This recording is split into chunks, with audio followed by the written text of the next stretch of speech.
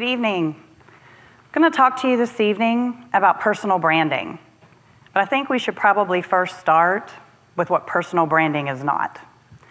Personal branding is not what you post on Facebook, how you respond on Twitter. That's a whole other conversation. What we're going to talk about tonight is personal branding, the perception that you have of yourself and that others have of you, and when that convenes.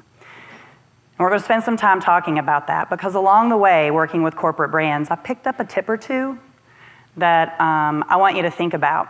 I would not be so bold to say that I'm going to give you advice because I know better, but I'll give you a few things to think about. At this point, you have charged full force through elementary school to middle school, from middle school to high school. Lots of successes. The fastest, the most academically acclaimed. Now you're readying yourself for the big launch of your brand. And I'm going to tell you the first thing that I want you to do. I'm going to drop the F-bomb on you. Don't worry. I'm going to keep it PG. I want you to fail. I want you to fail so spectacularly. The kind of failure that punches you in the gut, takes you to your knees, and you wallow around in how horrible it is. Because how you react to that failure will be the sustainability of your personal brand. For were it not for failure, we wouldn't have the Hershey Kiss, my beloved iPhone, nor would we have Walt Disney World. Steve Jobs was ousted from his own company.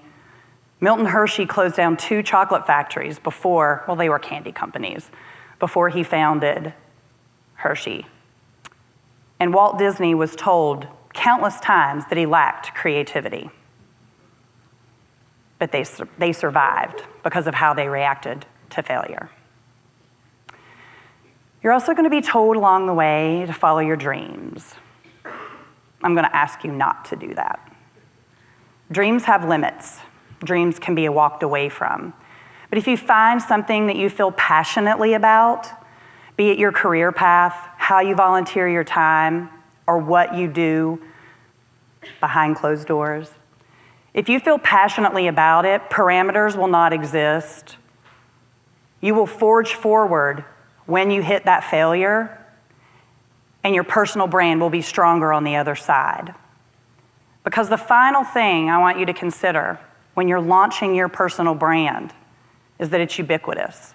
As you move to your 20s, your 30s, heaven forbid your 40s, I know that's hard to imagine at this point. Outwardly, you'll look the same. Outwardly, no, you won't. Outwardly, you'll look differently. Inwardly, you'll be the same. And what I want you to consider is the self-awareness that you've gained along the way. Because the true value of your personal brand is when you value yourself and others have valued you, and you're able to take criticism not as a tearing down, but as a point for reflection and to make yourself better.